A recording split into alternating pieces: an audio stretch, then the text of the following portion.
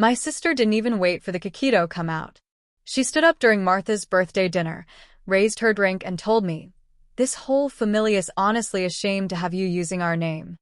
30 relatives just stopped moving. Sarah, our mom, nodded her head.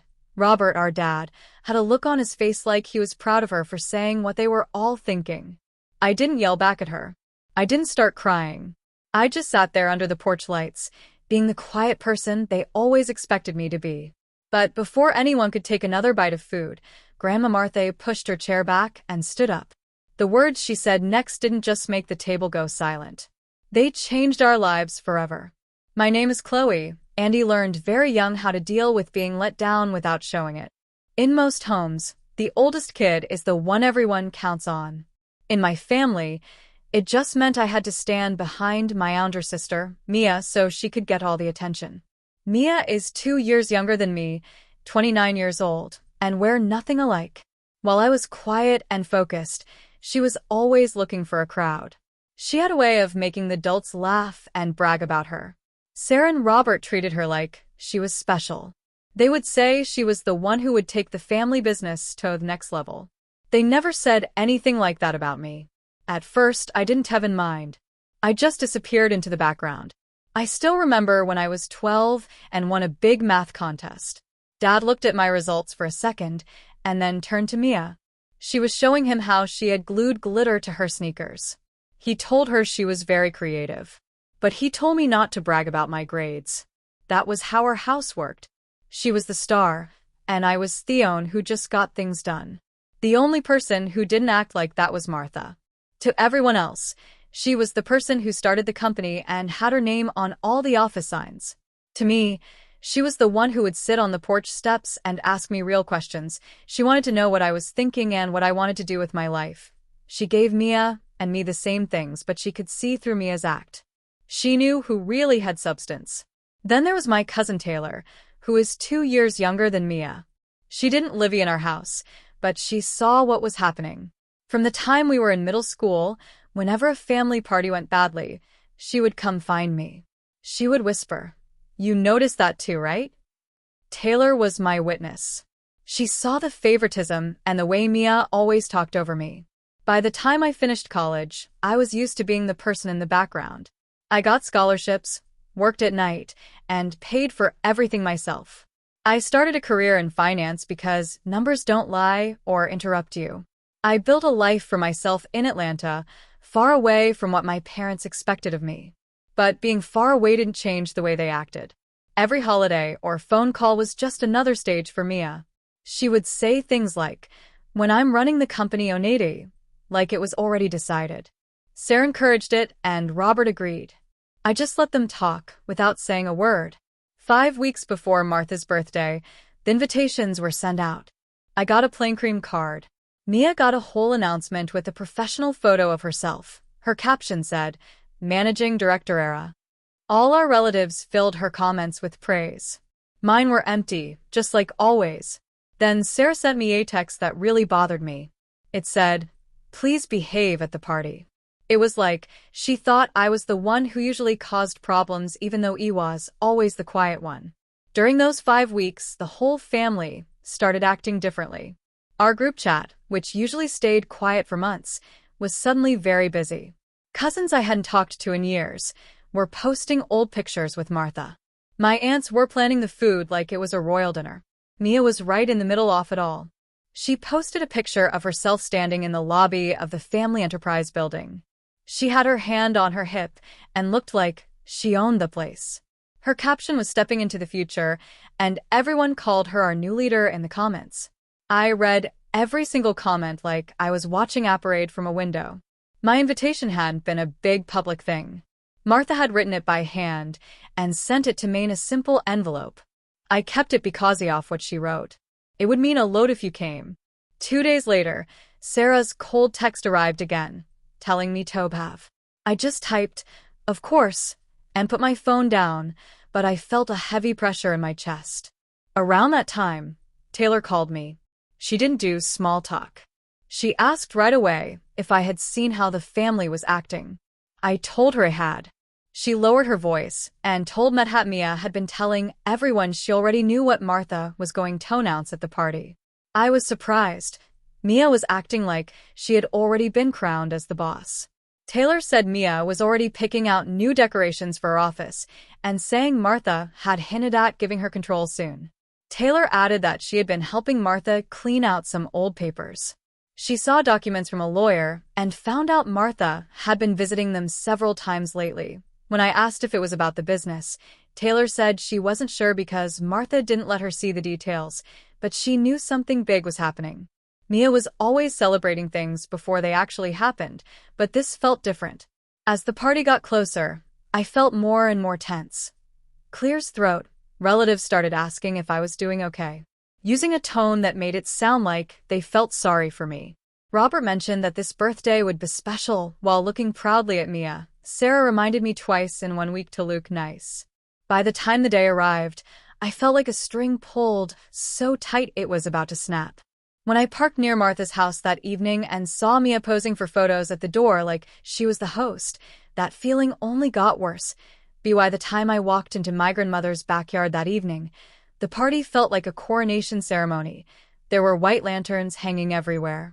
You could smell the grilled food and rosemary chicken in the air.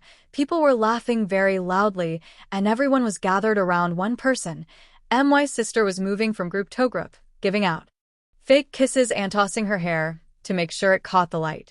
Every time a relative mentioned the family legacy or who was next in line, she smiled like she had practiced that moment in a mirror. My father walked right behind her, looking very proud, while my mother fixed my sister's necklace like she was sending her out for a big performance. As for me, I just sat down quietly at the very end of the long table. I wasn't trying to hide from them. I was just being exactly what they had trained me to be, background noise. Dinner started with the sound of silverware and quiet talk. It was the kind of polite conversation that people use to hide how they really feel. I answered questions if anyone bothered to ask me something. If they didn't, I just stayed quiet. It was a lot easier than trying to talk when nobody wanted to hear me. When it was time for dessert, my grandmother's favorite lemon cake. The lights were turned down, and everyone gathered around to sing. My sister stood right at the head of the table, putting herself directly next to my grandmother as if she belonged there more than anyone else. The song ended. The candles were glowing and my grandmother had that gentle smile she always wore. That is when it happened. My sister picked up her glass. Her smile turned into something cold and sharp under the party lights. She said she wanted to say something to the family before my grandmother made her big announcement. MY's stomach felt very tight. She turned toward me, looking at me with that mean, polished look she had spent years perfecting. She said clearly, loud enough for every person to stop moving their forks. "This family is honestly ashamed to have you using our name." Avery, heavy silence hit the table. My mother nodded her head, looking confident, like she had been waiting for someone to finally say those words out loud. My father made that specific face he uses when he agrees with something but doesn't want to say it himself. For a moment, the whole world was just the sound of ice in glasses and the smell of almond cake, while I felt a burn behind my eyes. I picked up my wine glass just to have something solid to hold on to. I didn't say anything. I didn't move. I just sat there under the lights and let that shame settle into my chest like a weight I had carried my whole life. But something inside me changed. It wasn't anger or sadness. It was a steady feeling. While everyone else was looking at me, I noticed something they didn't. My grandmother, sitting in her chair, had stopped smiling. Her hand was sitting right next to her glass. She was looking at my sister, not with pride, but with a look I hadn't seen in a long time, a warning. At that moment, I felt the tight feeling inside me start to go away. It wasn't because I was breaking down, but because someone else had finally reached their limit. No one moved for a second. The backyard was so quiet that even the insects seemed to stop making noise. The candles were still flickering in the breeze, and every person at the table was looking back and forth between me and my sister, waiting for me to cause a scene, but stayed still. The first sound was the slow noise of a wooden chair scraping against the stone floor. My grandmother pushed her chair back very slowly and on purpose. She fixed the blanket on her lap, touched her necklace, and then looked at my sister. The tension finally snapped. My sister looked confused for a second and then tried to smile, acting like she was still in control. She started to say she wasn't finished yet, but my grandmother raised one hand and me's sister stopped talking. The whole table went completely silent. When my grandmother spoke, she didn't yell, but her voice was very firm. She told my sister to sit down. Everyone looked shocked. My grandmother had never used that tone with her before. My sister tried to laugh it off, but my grandmother told her to sit down again, even more firmly. My sister finally sat, and my grandmother looked around the table until she saw me. Her face softened for a second, then got serious again. She said she had heard enough tonight, and more than enough over the last few years. She looked at my sister and said she would not allow cruelty to be called confidence. My mother tried to speak up, but my grandmother told her to stop protecting things she refused to fix. My mother was stunned. My father looked like he wanted to disappear into a chair. My grandmother held the back off her chair and told everyone to hear her clearly. No one even breathed.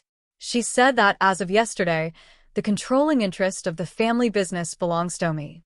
The whole world felt like it was tilting. My wine glass shook in my hand. Someone at the end of the table gasped and another person dropped their fork loudly. But my sister's reaction was the most intense. All the color left her face. She looked like the breath had been knocked out of her. She whispered, "What?" My grandmother didn't blink. She told her she heard her correctly. My sister started shaking her head, saying it wasn't possible and that she had been told she was the one. My grandmother stopped her and said that a legacy has to be earned, not just handed to the child who talks the loudest. My father stood up and told her to be reasonable, saying my sister had been preparing for this. My grandmother snapped back that my sister had been performing, not preparing, and those things are not the same. My mother stood up too, looking very upset, saying this couldn't be legal. My grandmother told her it was legal, signed, and final. She told the whole group that the transfer could not be changed. Every word felt like a hammer hitting the table. My grandmother wasn't done. She said that in addition to the business, the Nashville house, the mountain cabin, and the seaside villa were also being given to me. My mother's jaw dropped. My father's knuckles were white. My sister made a sound between a choke and a cry. She screamed that I was being given everything. My grandmother looked at her with no sympathy and said it was everything my sister assumed would bears, because she thought she was untouchable. My sister stood up and said she had worked for the family for years, and my grandmother told her that just showing up to take photos is not work. She said my cousin had done more real work in one internship than my sister had done in her whole career. My cousin looked very surprised. Then my grandmother said that as of this week, my father and mother were being removed from the advisory board. My mother put her hand to her chest. My father tried to argue, but she told them she could do it, and she already had. My sister sat back down, shaking. She looked very small for the first time. All the relatives sat there in silence, not knowing what to do. My grandmother turned to me, and her voice got very soft. She told me I was the only one who ever valued what the family was built in, hard work and honesty. She said, "It never demanded attention, but I earned power quietly and consistently." I had a hard time swallowing. She put her hand in my chair and told me I deserved the seat everyone else tried to keep from. My sister started crying quietly. My mother whispered that this would tear the family apart. My grandmother said that cruelty had already done that, and night just showed the truth. She looked at everyone and said the future of the family was no longer about being entitled. My sister whispered my name like a plea. She told me I couldn't let this happen and that I should tell our grandmother she was wrong. I looked at her for the first time. I didn't see a golden child. I saw an adult who thought she was owed the world because people had always praised her. I told her quietly that I wasn't the one who created this moment. She did. Her face fell, and my grandmother nodded firmly. The decision was final. My grandmother said that would be everything and suggested we finish the cake. But the party was basically over. At least for me sister it was. 6 months passed, and things didn't just calm down. Everything was completely different. Monday after the party, I walked into the main office with the same quiet confidence I've always had. The difference was that now people actually looked at me. The board members welcomed me right away.